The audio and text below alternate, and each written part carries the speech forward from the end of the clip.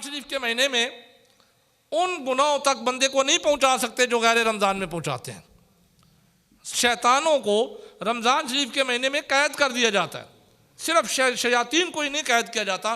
حدیث کے اندر تو آتا ہے اذا جاء رمضان فتحت ابواب الجنہ وغلقت ابواب النیران وسلسلت الشیاطین، کہ رمضان شریف کا مہینہ آتا ہے تو اللہ تبارک و تعالیٰ جنت کے دروازے کھول دیتے ہیں۔ اب جنت کا دروازہ کھلا ہے، جس کی خوش قسمتی ہوئی رمضان شریف میں اس کا وصال ہوا، رمضان شریف کا ادب احترام کرتے ہوئے وصال ہوا، سیدھا جنت میں جائے گا۔ اور اب غلقت ابواب النیران، جہنم کے دروازوں کو بند کر دیا جاتا ہے کہ رمضان شریف کے مہینے میں کسی میں کو جہنم میں نہیں داخل کیا جائے گا۔ مزید اچھی ویڈیو دیکھنے کے لیے ہمارا چینل کو لائک، سبسکرائب اور بیل کے بٹن کو دبا دیں۔ شکریہ۔ نحمدہ ونصلی ونسلم علی رسولہ الکریم، اما بعد فاعوذ باللہ من الشیطان الرجیم، بسم اللہ الرحمن الرحیم۔ یا ایہا الذین آمنوا کتب علیکم الصیام کما کتب علی الذین من قبلکم لعلکم تتقون ایاما معدودات فمن کان منکم مریضا او علی سفر فعدۃ من ایام اخر۔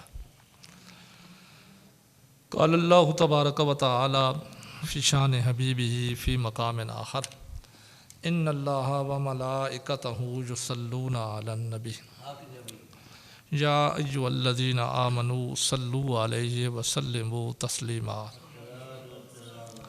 اللہم صلی علی سیدنا مولانا محمد وعلی آل سیدنا مولانا محمد وبارک وسلم وصلی علیہ۔ الصلاۃ والسلام علیک یا رسول اللہ وعلی آلک وصحابک یا حبیب اللہ۔ یا رسول اللہ انظر علینا، یا حبیب اللہ اسمع قالنا، اننا فی بار ام مغرق خذ ایدینا سہل لنا اشکالنا۔ اللہ تبارک و تعالیٰ کا لاکھ لاکھ شکر ہے کہ زندگی میں ایک مرتبہ پھر اللہ تبارک و تعالیٰ کے مہینوں میں سے عظمت والا مہینہ ہمیں میسر آ رہا ہے۔ رمضان شریف کا مہینہ تمام مہینوں کا سردار ہے۔ جس طرح اللہ تبارک و تعالیٰ نے تمام کتابوں کے لیے مزین قرآن مجید کو بنا کر بھیجا، اسی طرح اللہ تبارک و تعالیٰ نے تمام مہینوں کے لیے مزین مہینہ رمضان شریف کا بنا کر بھیجا۔ رمضان شریف کے مہینے کی عظمت اس حدیث مبارکہ سے اکثر لگائی جا سکتی ہے جو امام حاکم نے مستدرک شریف کے اندر نقل کی ہے کہ ایک موقع پر حضور علیہ الصلوۃ والسلام جب ممبر پر تشریف فرما ہونے لگے تو آپ نے ممبر کی سیڑھی پہ قدم رکھنے سے پہلے اپنے صحابہ کو مخاطب کر کے فرمایا ادنو منی، میرے یارو میرے قریب ہو جاؤ۔ صحابہ اکرام جو بکھر کے بیٹھے ہوئے تھے، علیحدہ علیحدہ بیٹھے ہوئے تھے، وہ حضور علیہ الصلوۃ والسلام کے قریب ہو گئے۔ اللہ کے محبوب کا حکم تھا تو حکم پر عمل تو کرنا لازم تھا۔ جب وہ قریب ہوئے تو حضور علیہ الصلوۃ والسلام نے پہلی سیڑھی پر قدم رکھا تو آپ نے اونچی آواز میں آمین کہا تاکہ صحابہ کو سنائی دے جا سکے۔ پھر دوسری پہ قدم رکھا تو تب بھی آمین کہا، تیسری پہ قدم رکھا تو تب بھی آمین کہا۔ اب جب خطبہ ختم ہوا تو صحابہ اکرام نے عرض کی یا رسول اللہ صلی اللہ علیہ وآلہ وسلم، آج آپ نے ہمیں ارشاد فرمایا کہ میرے قریب بھی ہو جاؤ، اور جب ہم آپ کے قریب ہوئے تو آپ نے ہر سیڑھی پہ قدم رکھتے ہوئے آمین بھی کہا، اس کی کوئی خاص وجہ؟ تو اللہ تبارک و تعالیٰ کے محبوب نے فرمایا تمہیں اسی لیے میں نے کہا تھا کہ قریب ہو جاؤ تاکہ تم سن سکو کہ میں کیا کرنے والا ہوں۔ تو عرض کی یا رسول اللہ صلی اللہ علیہ وآلہ وسلم، وہ تو ہم نے سن لیا کہ آپ نے آمین کہا ہر سیڑھی پہ قدم رکھتے ہوئے۔ تو اللہ تبارک و تعالیٰ کے محبوب نے ارشاد فرمایا کہ ہاں، جب میں نے پہلی سیڑھی پہ قدم رکھا تو جبریل نے ایک دعا کی اور میں نے جبریل کی دعا پہ تائید کی۔ اب اس سے آپ اندازہ لگائیں کہ دعا کرنے والے جبریل کی ذات جو نوریوں کے یعنی فرشتوں کے سردار ہیں، اور ان کی دعا کی تائید کرنے والے نبیوں کے سردار، تو یقیناً یہ دعا اللہ تبارک و تعالیٰ کی بارگاہ میں مقبول و منظور ہے۔ اس کی قبولیت میں کوئی شک نہیں ہے۔ تو پھر ایک دعا نہیں، حضور علیہ الصلوۃ والسلام نے فرمایا کہ جب میں نے دوسری سیڑھی پہ قدم رکھا تو پھر جبریل نے دعا کی اور میں نے اس پر آمین کہی۔ پھر جب میں نے تیسری سیڑھی پہ قدم رکھا تو پھر جبریل نے دعا کی اور میں نے اس کی دعا پر آمین کہی۔ اب صحابہ اکرام کے دل میں جب یہ تڑپ پیدا ہوئی کہ حضور علیہ الصلوۃ والسلام آمین ارشاد فرما رہے تھے، جبریل دعا کر رہے تھے، تو ہمیں پتہ تو چلے کہ اتنی مقبول ترین دعائیں کون سی تھیں، یعنی ان دعاؤں کی قبولیت کے بارے میں تو اب کوئی شک ہی نہیں رہا نا، تو یہ کون سی دعائیں تھیں؟ تو صحابہ اکرام نے عرض کی یا رسول اللہ صلی اللہ علیہ وآلہ وسلم کون سی دعائیں؟ تو اللہ تبارک و تعالیٰ کے محبوب نے ارشاد فرمایا کہ پہلی دعا جبریل نے یہ کی کہ یا اللہ، جو بندہ اپنے والدین کو یا دونوں میں سے کسی ایک کو بڑھاپے میں پالے اور ان کی خدمت کر کے جنت حاصل نہ کر سکے وہ ذلیل ہو۔ اب یہ دعا بھی ہے، بد دعا بھی ہے۔ جس طرح دعا کی قبولیت میں کوئی شک نہیں ہے، اسی طرح عذاب کے بھی ہونے میں کوئی شک نہیں ہے۔ کتنا بڑا ہمارے لیے اس کے اندر ایک سبق ہے کہ حضور علیہ الصلوۃ والسلام نے اپنی امت کو پیغام دیا، فرمایا والدین اگر بڑھاپے میں مل جائیں تو لوگ ڈھونڈتے ہیں جنت مسجدوں میں جا کر، عمرے کر کے، حج کر کے، والدین گھر میں تڑپ رہے ہوتے ہیں۔ کیونکہ آج کا میرا ٹاپک وہ نہیں ہے نا، اس لیے میں اس پہ زیادہ تفصیلاً تو گفتگو نہیں کروں گا، لیکن اس حدیث کے حوالے سے ہمیں اتنی تو سمجھ ہونی چاہیے کہ جنت ملتی ہے والدین کے قدموں سے، دونوں یا دونوں میں سے ایک۔ تو حضور علیہ الصلوۃ والسلام نے فرمایا اگر میرا امتی ان کی خدمت کر کے جنت نہ حاصل کر سکے، یعنی مطلب یہ ہے کہ جنت تو ملے گی ان کی خدمت سے، تو اگر کوئی میرا امتی جنت نہیں حاصل کر سکتا اپنے والدین کی خدمت نہ کر کے، انہیں راضی نہ کر کے، تو وہ ذلیل ہو۔ کتنی بڑی دعا ہے، پھر وہ تو ذلیل ہی ہوگا، میدان محشر میں بھی ذلیل ہوگا۔ مربجہ دور میں ہم یہ بات اکثر دیکھ رہے ہیں کہ لوگ والدین کی طرف توجہ نہیں دیتے، وہ سمجھتے ہیں کہ یہ بوڑھے ہو گئے ہیں، اب یہ جانے ان کا کام جانے، ہم تو دنیا میں رہنا ہے، ہم نے دنیا کی طرف جانا ہے، اس لیے میں اس کی جانب زیادہ توجہ۔ پھر دوسری دعا اللہ تبارک و تعالیٰ کے محبوب نے کی۔ دوسری دعا کیا ہے؟ حضور علیہ الصلوۃ والسلام نے ارشاد فرمایا، جبریل نے دعا کی کہ یا اللہ، جو حضور علیہ الصلوۃ والسلام کا امتی تیرے محبوب کا نام نامی اسم گرامی سن کر درود نہ پڑھے اور جنت حاصل نہ کرے، وہ بھی ذلیل و خوار ہو۔ اب اس میں درود کی برکت آ گئی۔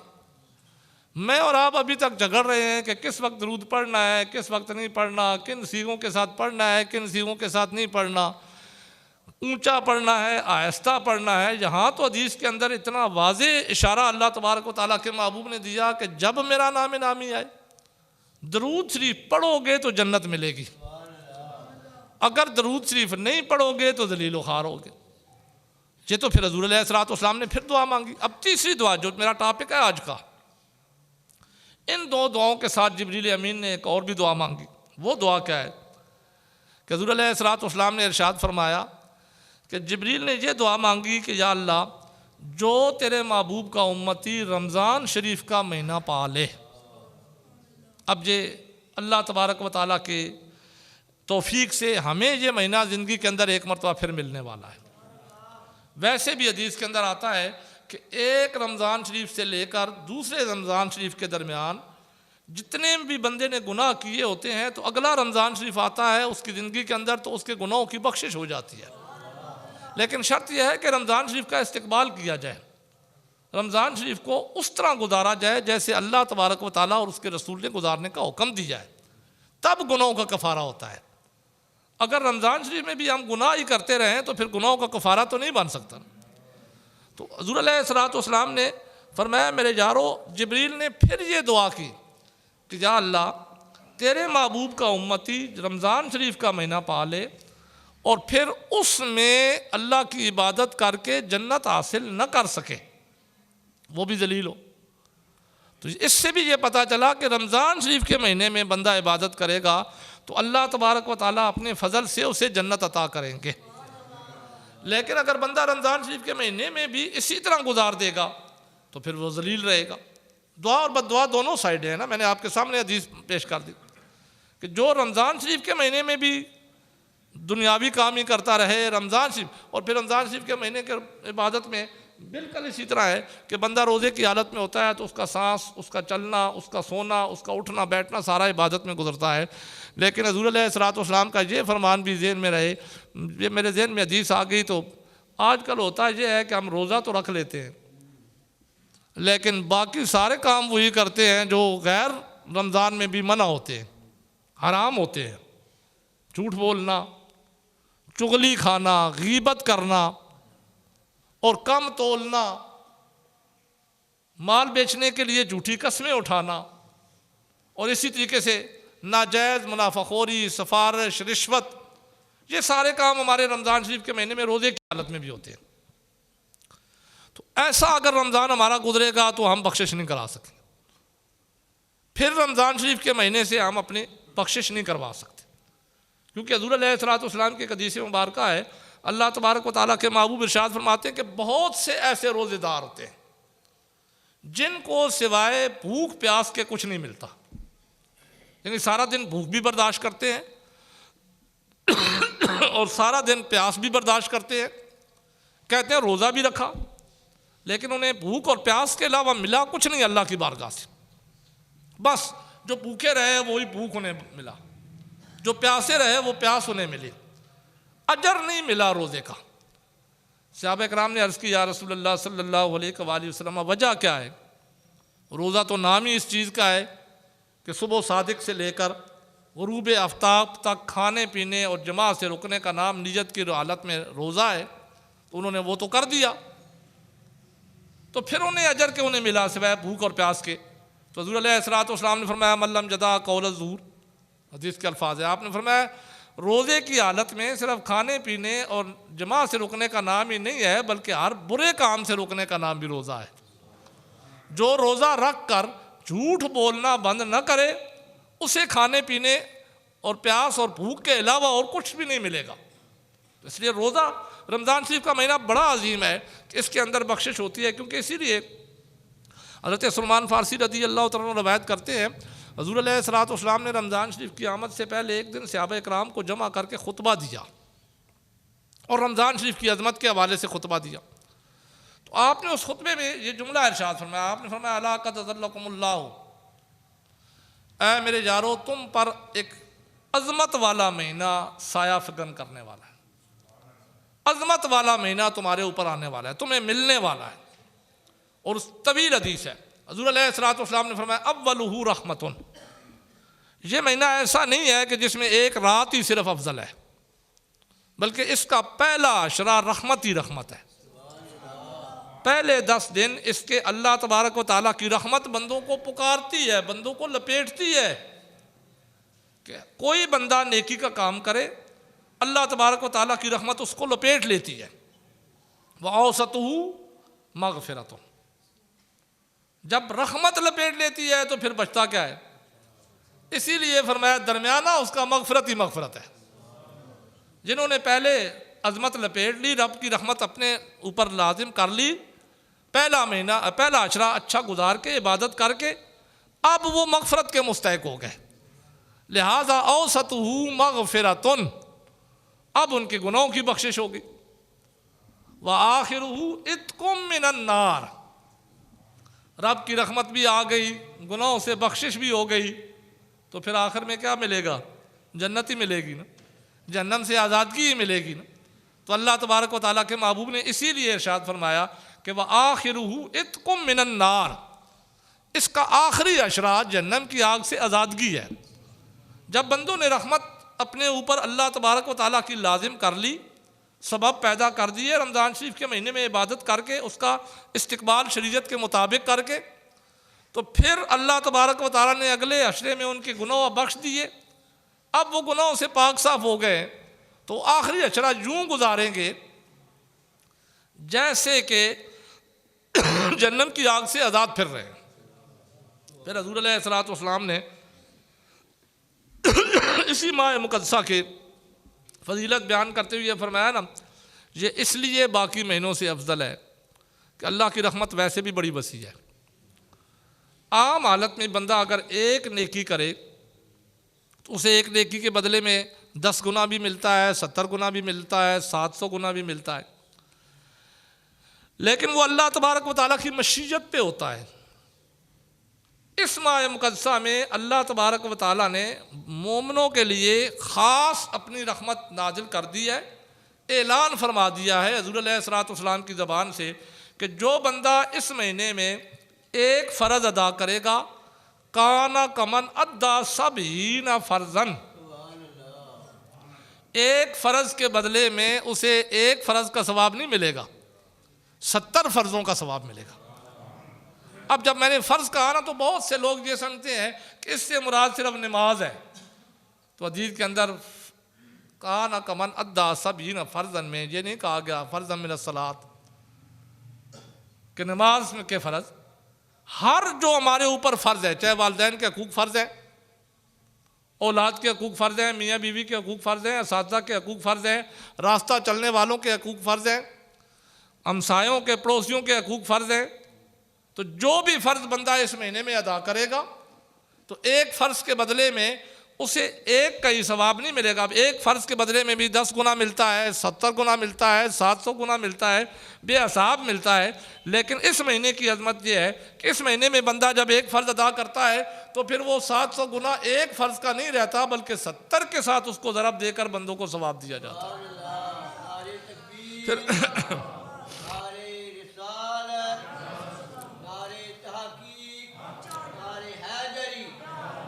اچھا، اس مہینے میں ایک عام جو نیکی ہر باقی مہینوں میں بندوں کو نہیں مل سکتی، میسر نہیں ہو سکتی، وہ اس مہینے میں میسر ہو سکتی ہے اور بہت بڑا ثواب ہے اس کا۔ میں نے کہا نا کہ ایک فرض کے بدلے میں 70 فرائض ہے۔ اس مہینے کا روزہ فرض ہے نا، ہر بندے نے رکھنا ہے، جو عاقل بالغ ہے اس نے رکھنا تو ہے، فرض ہے۔ اب ایک روزے کے بدلے میں 70 فرض تو اس کو ثواب ملے گا ہی۔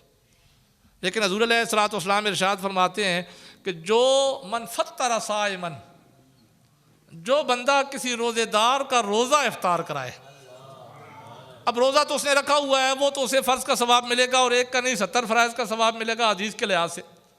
لیکن اللہ تبارک و تعالیٰ کے محبوب آگے بھی تو ارشاد فرماتے ہیں نا، من فطر صائما، جو اس مہینے کے اندر، اور یہ رمضان شریف کے مہینے کے ساتھ خاص ہے، غیر رمضان میں کہیں بھی آپ کو یہ اجر نہیں ملے گا، 11 مہینوں میں یہ اجر بندہ نہیں پا سکتا۔ اس مہینے میں بندے کو یہ اجر ملتا ہے کہ جو رمضان شریف کا روزہ افطار کرائے کسی بندے کو، ظاہر ہے روزہ رمضان کا وہی رکھے گا جو مومن ہوگا، تو مومن کو ہی افطار کرائے گا نا۔ جو کسی بندے کو رمضان شریف کا روزہ افطار کرائے تو اس کا اجر کتنا، ایک تو اس کا اپنا روزہ ہے وہ تو اسے ثواب مل ہی رہا ہے، اور ایک کے بدلے میں 70 فرائض کا ثواب مل رہا ہے۔ اب جس نے رکھا ہوا ہے اسے بھی فرض کا ثواب مل رہا ہے، ایک کے بدلے میں 70 کا ثواب مل رہا ہے۔ لیکن اللہ تبارک و تعالیٰ کے محبوب یہاں ارشاد فرماتے ہیں کہ جو کسی روزہ دار کو روزہ افطار کرائے گا اسے جتنا اجر اسے ملے گا، اس کو افطار کرانے والے کو بھی اتنا مل جائے گا۔ اب یہ 70 گنا نہیں 140 گنا ثواب مل جاتا ہے کسی کو روزہ افطار کرانے کے ساتھ ہی۔ اور یہ رمضان شریف کے مہینے کے ساتھ یہ عظمت خاص ہے، غیر رمضان میں بندے کو اس عبادت کا ثواب نہیں ملتا، اسی لیے یہ مہینہ عظمت والا ہے۔ پھر ہمارے ہاں یہ رواج ہوتا ہے کہ کہتے ہیں کہ روزہ افطار کرانا ہے تو اس میں بہت سی چیزیں ہوں گی، پیسے لگانے پڑیں گے۔ اللہ تبارک و تعالیٰ کے محبوب سب کے لیے رحمت بن کے ہے نا۔ تو ایک صحابی نے عرض کیا، یا رسول اللہ صلی اللہ علیہ وآلہ وسلم، ہم میں سے ہر ایک تو نہیں پاتا کہ ہم روزے دار کو روزہ افطار کرا سکیں، ہمارے پاس اتنی طاقت ہی نہیں ہے۔ اللہ تبارک و تعالیٰ کے محبوب نے ارشاد فرمایا، جو ایک گھونٹ پانی کے ساتھ کسی کا روزہ افطار کرا دے، ایک گھونٹ پانی کے ساتھ روزہ افطار کرے، اسے اتنا ہی ثواب ملے گا جو زیادہ چیزوں کے ساتھ افطار کرائے گا۔ تو اس میں کوئی قید نہیں ہے، کسی روزے دار کو پانی پلا دو، اور اگر کھجور پاس ہے تو کھجور ہی دے دو، اور اگر کچھ نہیں ہے تو نمک ہی دے دو، کوئی کھانے کی چیز دے دو جس سے وہ روزہ افطار کر سکے، تو یہ ثواب مل جائے گا۔ ہاں، افطار کرنے والا یہ نہ سمجھے کہ میرے ثواب میں کمی ہو جائے گی، کہ وہ کہے نہیں میں نہیں لیتا۔ تو حضور علیہ الصلوۃ والسلام نے ارشاد فرمایا، روزے دار کے روزے میں کمی ہوئی ہے، بغیر روزہ افطار کرنے والے کو ثواب ملے گا، اس کو تو اپنا اجر ملے گا ہی۔ اب یہ اتنی عظمت والا مہینہ ہے کہ حضور علیہ الصلوۃ والسلام نے ارشاد فرمایا، رمضان شریف کے مہینے میں میری امت کو باقی امتوں پر اس رمضان شریف کے مہینے کی وجہ سے عظمتیں ملی ہیں۔ 5 فضیلتیں میری امت کو عطا کی گئیں رمضان شریف کے مہینے کی وجہ سے، جو باقی کسی نبی کی امت کو نہیں ملے۔ تو صحابہ اکرام نے عرض کی یا رسول اللہ صلی اللہ علیہ وآلہ وسلم وہ کون سی فضیلتیں ہیں؟ تو اللہ تبارک و تعالیٰ کے محبوب نے وہ فضیلتیں بیان کرنا شروع کر دیں۔ آپ نے فرمایا سب سے پہلی فضیلت میری امت کو رمضان شریف کی وجہ سے جو ملی ہے باقی امتوں پر، وہ یہ کہ جب بندہ دن کو روزہ رکھتا ہے نا، اس کے منہ کے اندر بدبو سی بن جاتی ہے۔ تو حضور علیہ الصلوۃ والسلام ارشاد فرماتے ہیں خلوف ہو فم الصائم اطیب عند اللہ من المسک، روزے دار کے منہ کی بدبو اللہ تبارک و تعالیٰ کی بارگاہ میں کستوری سے بھی زیادہ پسندیدہ ہوتی ہے۔ اسی حدیث کی وجہ سے امام شافعی اور ہمارے امام اعظم رحمۃ اللہ تعالی اس مسئلے میں اختلاف کرتے ہیں۔ وہ یہ اختلاف کرتے ہیں کہ روزے کی حالت میں مسواک کرنی جائز ہے یا ناجائز۔ ہمارے امام صاحب فرماتے ہیں کہ جائز ہے، کر سکتا ہے بندہ، ہم اسی پہ عمل کرتے ہیں۔ مسواک تر بھی ہو تو تب بھی کر سکتا ہے۔ امام شافعی فرماتے ہیں روزے کی حالت میں نہیں کرنی چاہیے۔ تر تو دور کی بات ہے، وہ تو کہتے ہیں خشک مسواک بھی نہیں کرنی چاہیے۔